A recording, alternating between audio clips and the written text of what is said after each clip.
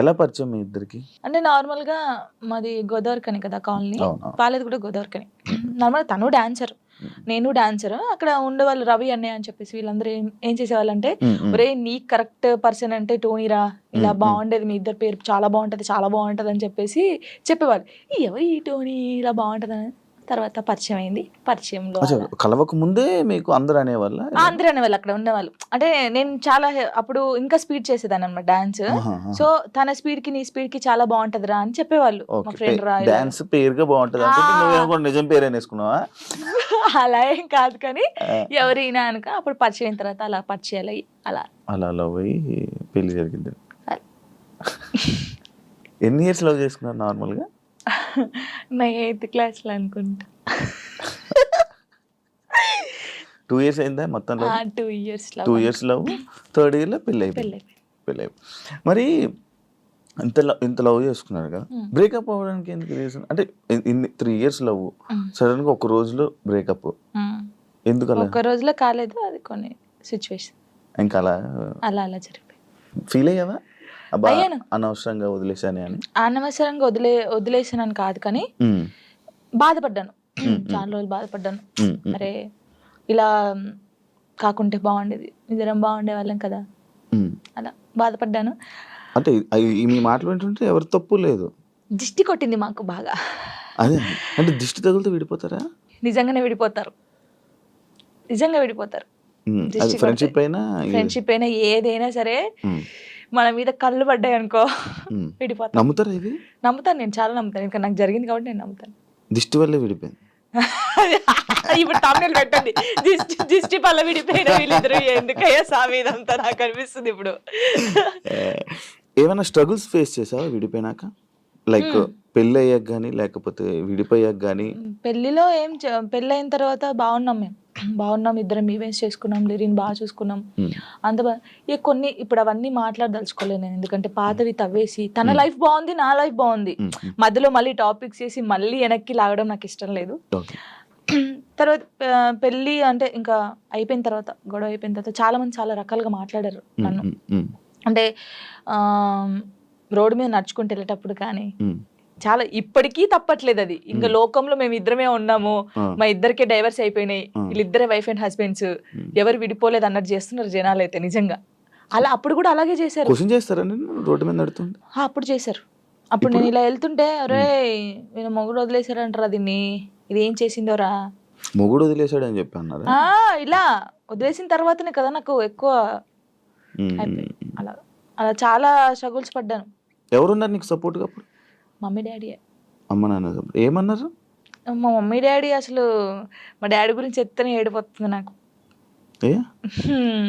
అంటే మా డాడీ ఎలా అంటే వీళ్ళకి ఎలా ప్రేమ చూసుకోవాలో తెలియదు మా మమ్మీ డాడీకి. ఫస్ట్ ఆఫ్ ఆల్ మా డాడీ గురించి నేను ఎప్పుడు ఎక్కడ మాట్లాడలేదు. ఇక్కడ అంటే అందరూ లవ్ యూ డాడీ. ఇప్పుడు ఈ జనరేషన్ లో అప్పుడు వాళ్ళకి తెలియదు. ఇప్పుడు మనం ఏడ్చినా ఎందుకు ఏడుస్తున్నావు, ఇది కావాలా, ఇట్లా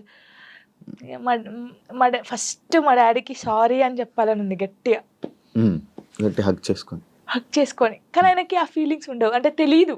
చెప్పినా కూడా ఎందుకు ఏడుస్తుందో అంటాడు. మా మమ్మీ కూడా అంతే. నేను లవ్ మ్యారేజ్ చేసుకొని వెళ్ళిపోయినప్పుడు కూడా చిన్న మాట అనలేదు నన్ను. చిన్న మాట, ఎందుకు చేసుకున్నావు అయినా అడగలేదు. మేమిద్దరం కలిసి ఇంటికి వెళ్ళినప్పుడు సారీ డాడీ అని చెప్పి ఇంట్లోకి వెళ్ళిపోయాం అంతే. ఎంత బాగా చూసుకున్నాడు మా ఇద్దరిని తెలుసా. ఇంత మాట కూడా అనలేదు ఎప్పుడు. నాకు ఆయన వద్దు డాడీ అన్నప్పుడు ఏమనలేదు, మళ్ళీ కావాలి డాడీ అన్నప్పుడు ఏమనలేదు. నిజంగా మా డాడీ దొరకడం నాకు చాలా అదృష్టం. ఆయన గురించి ఎప్పుడు ఎక్కడ మాట్లాడలేదు నేను. ఫస్ట్ టైం మాట్లాడుతున్నాను. ఐ లవ్ యూ డాడీ అంతే. అంటే ఒక అమ్మాయికి ఒక డాడీ సపోర్ట్ ఎంత ఉండాలో కానీ నాకు మా డాడీ ఫ్రెండే. ఇద్దరం కూర్చుంటాం, మాట్లాడుకుంటా ఉంటాం బాగా. రాత్రి కూర్చుంటారు, తాగుతా ఉంటాను, నేను పోస్తా సిట్టింగ్ చేసుకొని కూర్చొని మంచిగా మాట్లాడుతా ఉంటాను. మా డాడీ నాకు ఎప్పుడు ఫోన్ చేయడు, మా మమ్మీ డాడీ అసలు నాకు ఫోనే చేయరు.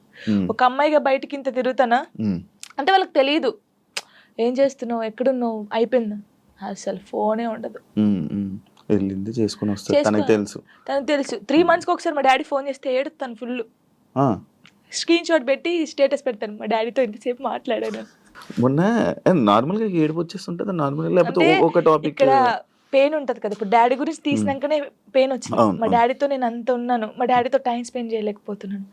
నాకు మా డాడీ లిరి చాలా, వీళ్ళిద్దరు పేరు ఎత్తే నేను ఏడ్చేస్తాను ఫస్ట్.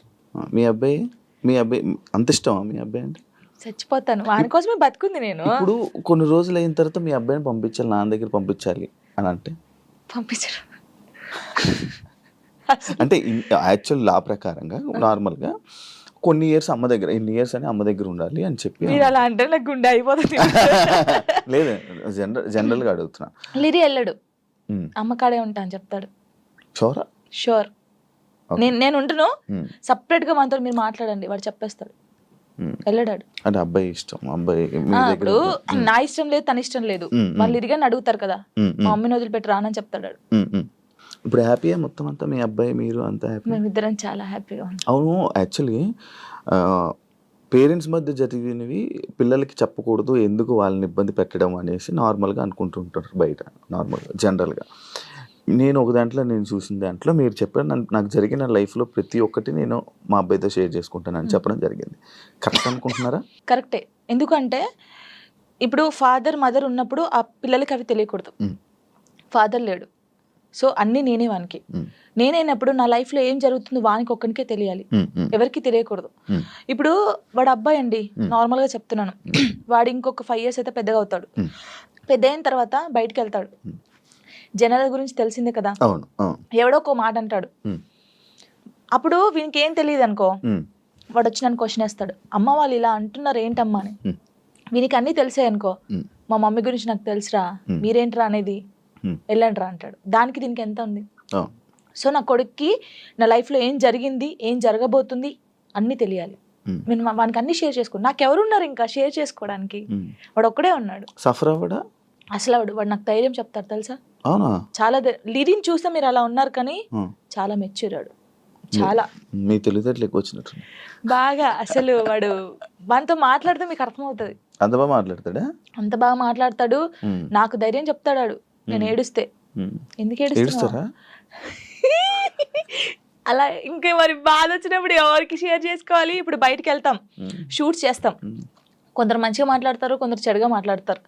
అట్లా మాట్లాడినప్పుడు ఇంటికి వెళ్తాను, వాడిని చూడగానే ఏడుపు వస్తుంది, గట్టిగా పట్టేసుకొని డాడీ ఇలా అన్నారా ఈ రోజు నన్ను అన్నీ చెప్తాను. శివ గారు తెలుసా, నేను ప్రతి పిన్ టు పిన్ చెప్తాను వానికి. నేను నాకు ఎవరైనా ప్రపోజ్ చేసినా ప్రపోజ్ చేశారు రలీరి నాకు అని చెప్తాను నేను, సీరియస్ గా. ఎవడాడు అంటాడు, ఎవడాడు అంటాడు, నాకు నచ్చలేదు రలీరి అని చెప్తాను నేను. ఉండేలే అప్పుడు, చెప్పకూడదు పేరు,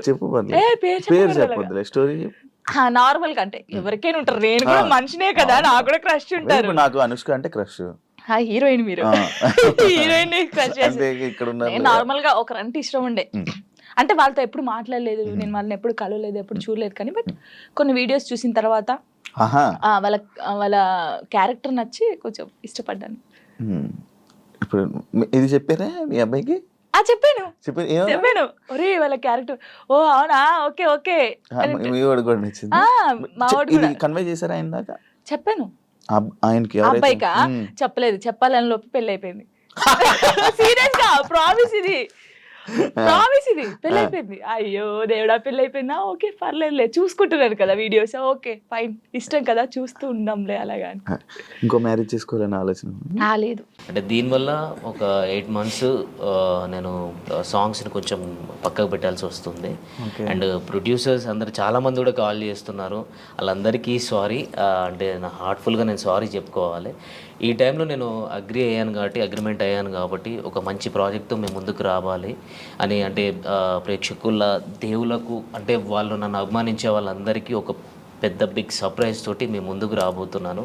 అండ్ ప్రొడ్యూసర్స్ కూడా చాలా సారీ అండి, ఒక 8 months తర్వాత నేను బ్యాక్ వచ్చేస్తా, అంతే, నన్ను కొంచెం అర్థం చేసుకోండి.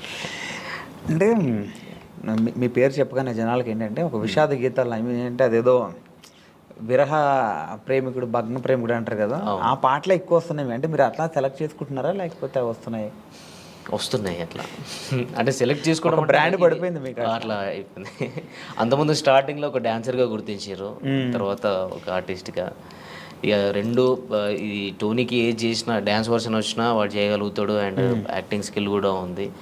ఇలాంటి బాగా సెట్ అవుతున్నాయి అని చెప్పేసి వాళ్ళు ఓన్ చేసుకొని నాకు ఇవ్వడం జరుగుతుంది. అది నాకు అదృష్టమే చాలా.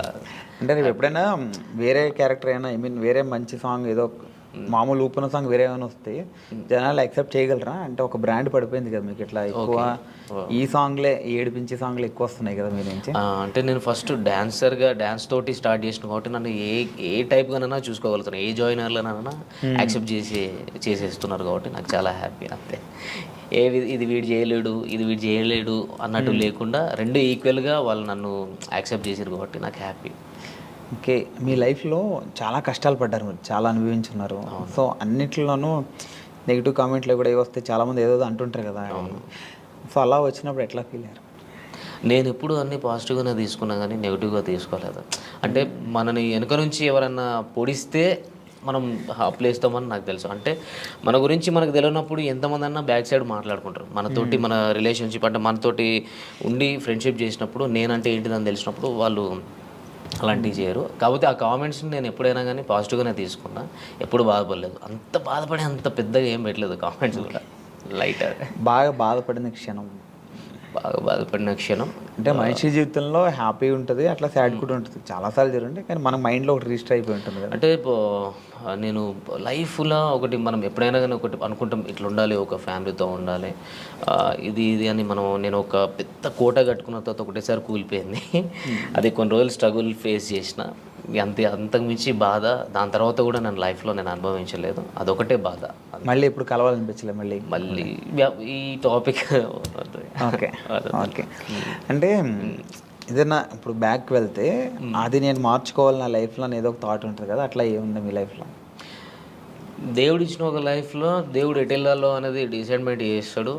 మనకు అప్ అండ్ డౌన్స్ అనేది జరుగుతూనే ఉంటుంది. దెబ్బ తాకితేనే మనకు దాని వాల్యూ తెలుస్తుంది. దాన్ని నేను మార్చుకోవాలని అనుకోవట్లేదు.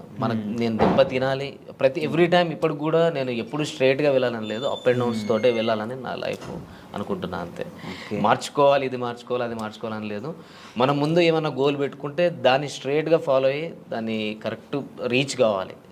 ఇది మాత్రం చేసుకోగలగాలి. కానీ మన లైఫ్ని మార్చుకోవాలంటే ఈ గోల్నే మనం ఏదైతే అనుకున్నామో ఆ సక్సెస్తోనే మార్చుకోవాలి. అంతే.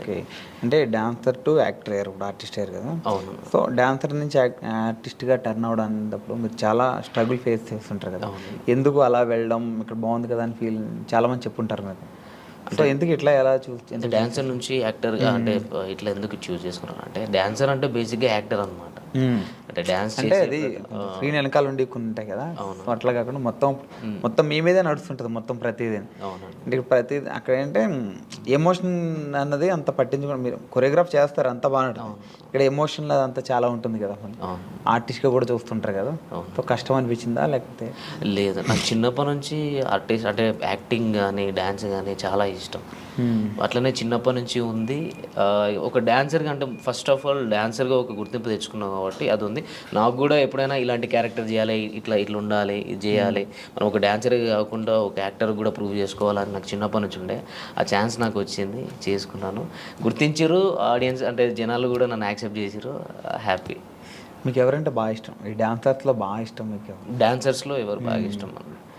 డాన్సర్స్లో డాన్స్ చేసే వాళ్ళు ప్రతి ఒక్క ఇష్టం. అంటే ఇన్స్పిరేషన్ ఒకళ్ళు ఉంటారు కదా అలా. ప్రభుదేవ్ మాస్టర్, చిరంజీవి గారు. ఓకే, అట్లా. సో అందుకే ఆయనలాగా మీరు ఆర్టిస్ట్ అయ్యారు, డైరెక్టర్ అవుతారా? మళ్ళీ ఆయన కూడా డైరెక్టర్ అంటే డైరెక్షన్ స్కిల్స్ ఉన్నాయి, డైరెక్షన్ చేసేది నేను. ఏవైబి ఆర్ట్స్ అనే యూట్యూబ్ ఛానల్లో నేను అంతకుముందు 2018లో వర్క్ చేసినప్పుడు అందులో ఒక వరల్డ్ ఫేమస్ లవర్ అని, అప్పుడే world famous lover Vijay Deverakonda గారిది రిలీజ్ అయింది. ఆ టైంలో నేను అదే టైటిల్ మీద వరల్డ్ ఫేమస్ లవర్ అని చెప్పేసి ఒక షార్ట్ ఫిల్మ్ చేసిన. అంటే డైరెక్షన్ కానీ, స్టోరీ రైటింగ్ కానీ, సాంగ్స్ కూడా రాయడం కానీ, ఇవన్నీ నాకు చిన్నప్పటి నుంచి ఇష్టం, ఇంట్రెస్ట్ అంతే. ఓకే, ఫీల్డ్లోకి రాకముందు ఏం చేసేవారు? అంటే ఈ ఫీల్డ్లో అంటే నేను చిన్నప్పటి నుంచి డ్యాన్సర్ని, అండ్ నా స్టడీ ఇంటర్లోనే స్టాప్ చేసేసిన. ఇంటర్ తర్వాత నాకు డ్యాన్స్ మీద ఇంట్రెస్ట్ కాబట్టి డైరెక్ట్ ఫిల్మ్ ఇండస్ట్రీకి వచ్చేసిన. ఓకే, అంటే ఫ్రెండ్స్ ద్వారా. ఇంటర్ తర్వాత మీకు ఇంట్రెస్ట్ ఉంది, ఇంటర్ తర్వాత ఇక్కడికి వచ్చారు కదా. అవునండి. ఈ ఫిల్మ్ ఇండస్ట్రీకి రావడానికి ముందు, ఈ ఇంటర్ అయిపోయిన తర్వాత మీరు ఎలా రావాలనుకున్నారు? లైన్ ఎక్కడ దొరికింది? అంటే ఫ్రెండ్ ద్వారా మగధీర డే 2 డ్యాన్స్ అని ఉండదు ఆ టైంలో. ఆ ఆట అండ్ ఛాలెంజ్ మా టీవీలో challenge and Dhee and Magadheera day to dance ఇప్పుడు 3 జరుగుతూ ఉండే అప్పుడు షూట్స్. ఇది ఛాలెంజ్ అనేది మా టీవీలో వచ్చేది, డి అనేది ETV, Magadheera day to dance Zee తెలుగులో వచ్చేది. మా ఫ్రెండ్ వచ్చేసి రెగ్యులర్గా చేసేవాడు అందులో. నన్ను మా ఫ్రెండ్ ఏం చేసిండు, సాగర్ ఆయన పేరు, ఆయన తీసుకెళ్ళాను అనమాట. నువ్వు డ్యాన్స్ బాగా చేస్తున్నావు కదరా, నువ్వు కూడా సైడ్ డాన్సర్గా చేసేవరా కంటెస్టెంట్స్ తోటి అని చెప్పేసి తీసుకొని వచ్చిండు. నందు మాస్టర్తో చేసినాం. దాని నుంచి మెల్లగా శోభన్ మాస్టర్ అని చెప్పేసి హైదరాబాద్లో ఉండదు దిల్సుఖ్ నగర్లో. ఆయన రాకేష్ మాస్టర్ని పరిచయం చేయించిండు. మన రాకేష్ మాస్టర్ ఉన్నారు కదా, ఆయనను పరిచయం చేయించి ఇట్లా స్టూడెంట్స్ ఉన్నారు మాస్టర్, మీ దగ్గర పెట్టుకోండి, ఈవెంట్స్ కానీ ఏమైనా ఉన్న వాళ్ళు అన్నీ చేస్తారు అని చెప్పనంటే వాళ్ళ తరపు నుంచి మేము బోరబండలో ఉండే అప్పుడు రాకేష్ మాస్టర్ గారు. అప్పుడు అక్కడికి వెళ్ళి అట్లా స్టార్ట్ అయింది. అక్కడ నుంచే మాస్టర్ అంటే చాలా మాస్టర్ దగ్గరనే నేర్చుకున్నాను. నాకు ఒక డాన్సర్గా నేను డ్యాన్స్ చేయగలుగుతాను కానీ ఎక్స్ప్రెషన్స్ అవన్నీ నాకు తెలిసి ఉండేవి కాదు. 2008, 2009లో నేను ఇక్కడ ఇంద్రలోక్ కాంప్లెక్స్లో ఉండేది. అప్పుడు బోరమండ నుంచి ఇక్కడికి ఇంద్రలోక్ కాంప్లెక్స్కి వచ్చినాం అనమాట, ఇంద్రానగర్ దగ్గరికి. అక్కడ ఇన్స్టిట్యూట్ మాస్టర్ ఓపెన్ చేసిరు. అక్కడ ఒక 1 year వర్క్ చేసినాం కావచ్చు. ఆ టైంలో నాకు డ్యాన్స్ తప్ప ఏం తెలిసేది కాదు. అన్ఎక్స్పెక్టెడ్ అంటే ఆయన ప్రతిరోజు ఒక క్లాస్ తీసుకున్నట్టు, అసలు డ్యాన్స్ చేస్తే డ్యాన్సే కాదు ఎక్స్ప్రెషన్స్ ఉండాలి, అలాంటివి నేను ఆయన దగ్గర చాలా నేర్చుకున్నా. ఇప్పుడు మన మధ్యలో లేరు కాబట్టి, అండ్ ఆయన తరపు నుంచే నేను యాక్టింగ్ అనేది కొంచెం నేను చూస్ చేసుకున్నా, ఇట్లా ఉంటుంది ఇది ఉంటుందని. ఒక డాన్సర్గా నేను తెలుసుకున్నది ఆయన దగ్గరనే, రాకేష్ మాస్టర్ దగ్గరనే. అంటే కొరియోగ్రాఫర్గా సినిమాల్లోకి వెళ్ళకుండా మళ్ళీ ఆర్టిస్ట్గా టర్న్ అయ్యారు కదా మళ్ళీ. అంటే ఆ టైంలో 2009లో Gemini TV 31st night event చేసినాం. నాకు ఒక 10 days బాగా స్ట్రగుల్, అంటే ఎక్కువ స్టెయిన్ అయిపోయింది, ఫీవర్ వచ్చేసింది. ఇక్కడ నుంచి సిక్ అయిపోయి ఇంటికి వెళ్ళిపోయినా. ఇంటికి వెళ్ళిన తర్వాత ఇంట్లో వాళ్ళు పంపించలేదు. అప్పటికి ఆ లోపు ఒకవేళ 2009లో ఉండేది ఉంటే నాకు సైడ్ డాన్సర్ కార్డ్ తీసుకున్నట్టు. అప్పుడు షారోన్ అన్న ప్రెసిడెంట్గా ఉండే. ఆ టైంలో నీకు ఇప్పిస్తా అంటే పాల్ మాస్టర్ని చాలామంది వచ్చేవారు అప్పుడు రాకేష్ మాస్టర్ దగ్గరికి. నేను ఎక్స్పెక్ట్ చేయలేదు, కానీ ఇంట్లో వాళ్ళు కొంచెం స్టాప్ చేసారు, నీకు హెల్త్ పరంగా బాగాలేదు అనేసరికి అక్కడనే ఉండిపోయి ఇన్స్టిట్యూట్ పెట్టుకోవడం జరిగింది. ఇన్స్టిట్యూట్ పెట్టుకొని మెల్లగా అట్లా అయిపోయింది.